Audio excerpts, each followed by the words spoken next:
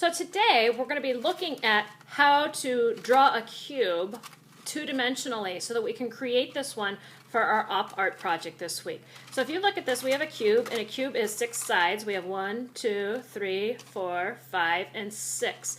So if we open this cube up so that it's only one sheet of paper, this is what it's going to look like.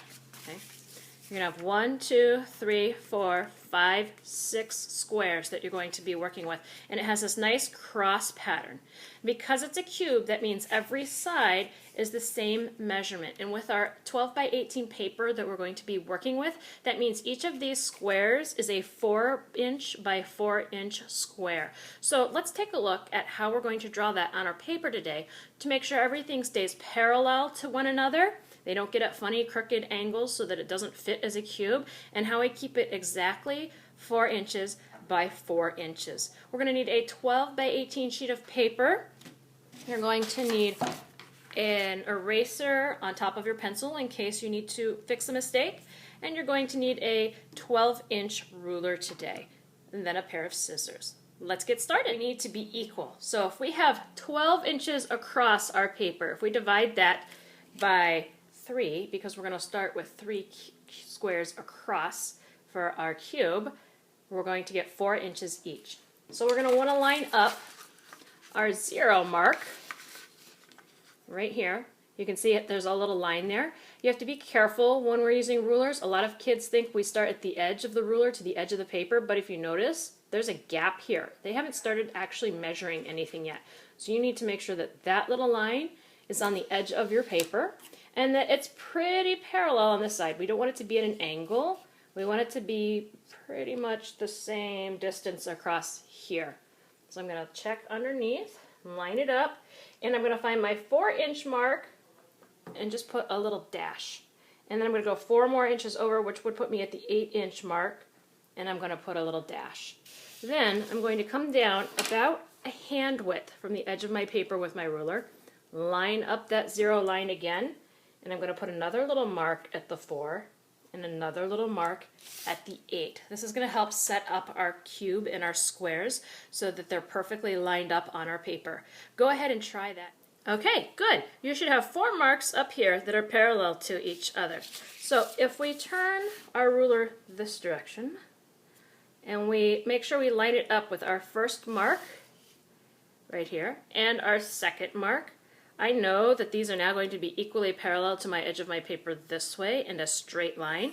So I'm going to go ahead and draw as long as my ruler is to the end of my ruler. Now that's not going to be long enough because, as you can see, I still have more paper we're going to have to add more of our cube onto, but we'll get to that in a minute. I'm going to go up here to those other 2 lines and line them up with each other again, the 2 marks that you made. Same thing, top of the edge of the paper all the way down to the end of your ruler. Go ahead and try that now for 3 equal sections. Okay, welcome back. So remember, we didn't quite have our lines off the edge of the paper. The really easy solution for that, instead of measuring again, which you can do, the other solution is to line up your nice parallel line that you already had here with the edge of your ruler and just continue it off the edge of the page. Same thing for this one up here. You're going to line it up and take it off the edge of your page. So your entire page from one side to the other should now have 3 equal parts that are 4 inches, 4 inches, and 4 inches. I'll let you try that now. Okay, now the next part of making our cube is going to be to build our squares across this way and to measure them out this way. When we're doing a cube, it's going to have this pattern. We're going to have this type of a pattern when we finish today in our paper on a larger scale.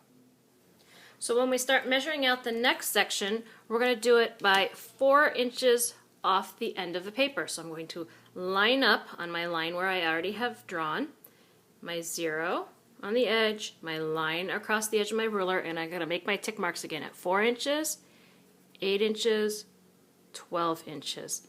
Now I'm going to need 1, 2, 3, 4 sections for this side of my cube. So I have to add another 4 inches. What I'm going to do is just skip down here. Going to line up on that line again in my 0 at the last tick mark that I made and add 4 more inches. I'm going to make this one a little longer so I know that's my last line and my stopping point. I'm going to do the same thing with the bottom line. I'm going to put my ruler on that line. I'm going to make sure my zero's at the edge of my paper where it needs to be, and I'm going to put little tick marks at 4 inches, 8 inches, 12 inches, and then I'm going to measure 4 more inches again off that bottom tick mark. So I'm lining my ruler up with the lines, starting at the 0 and putting a bigger mark at the 4. Go ahead and try that. Great. Now that you have all of your little tick marks on there, the next part's really easy. For the first line that we do, we're going to go from one side of the paper all the way off the other side, because we already know there's 4 inches here, 4 inches here, and 4 inches here. To remind yourself where you're going to cut, you can put an X in the top box and the bottom box so that you know these are sections we're going to cut out and not use. Go ahead and try that now. Now for the second line that we're working on, we're going to go again from the far side all the way down to this side, because remember we're making that cross shape with our paper to come up with our cube. And then when you move to the third set of tick marks on here, you just have to do the middle, because we're going to cut out, remember, this whole section and this whole section. We won't need those 2 sections. And then come down to your last set of lines. They're the really long ones, so we know it's our last set. And connect those 2 together. Put an X down here because we're going to cut that piece off, so that when you're finished, we'll have our cube set up and ready to go. We needed how many sides? We needed 6. Let's count. 1, 2, 3, 4, 5, and 6. That should wrap neatly up and tape together when we're ready. So now I'm going to start adding my OpArt designs to my paper. I've cut mine out already because I'm giving you guys a little bit of a show here and recording my video, and I had to do it out of order. Yours will still be on your whole paper. You will not have cut yours out yet. So you're going to design this the same way, but just remember to use only the 6 squares that we have talked about. So let's go ahead and speed this up so you can watch how it's done. Use a ruler and a pencil where necessary.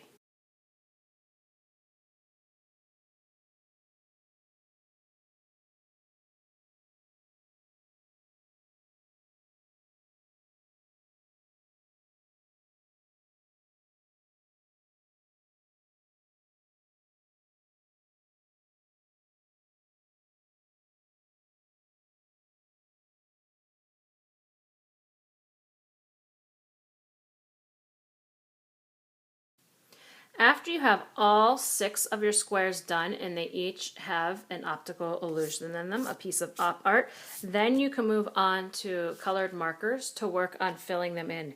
Be careful to keep your nice sharp lines. You also have the option of using colored pencils, which might be a little easier for you, especially for ones like this, to get you a more desired effect of giving that 3D depth. Let's see how that looks. Now let's talk a little bit about this pattern. When I'm coloring with my colored pencils, the best way to come up with this light dark value of the same hue is to first go through and gently color the whole section, and gently because we want it nice and light for the lightest point. And then I go back in and I push a little harder for the next layer just in those corners, like a medium layer. And then I go back and push really hard deep in the pockets of the corner to make it a solid color. This gives me that nice value difference between going heavy with the hue here and lighter out here on this blue.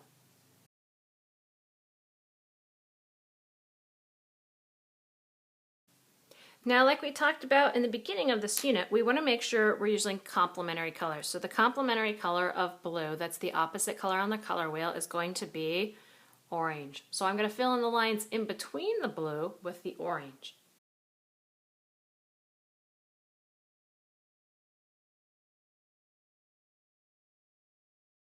So now you're going to keep working through all of your different OpArt sections using complementary colors. Again, colored pencils, maybe you want to switch to marker in another section and then crayon in a separate section, and then black and white Sharpie in an entirely different section. You're welcome to change it up as much as you want to on these cubes. Keep working, and I'll see you back here in a couple of days when we're ready to put them together.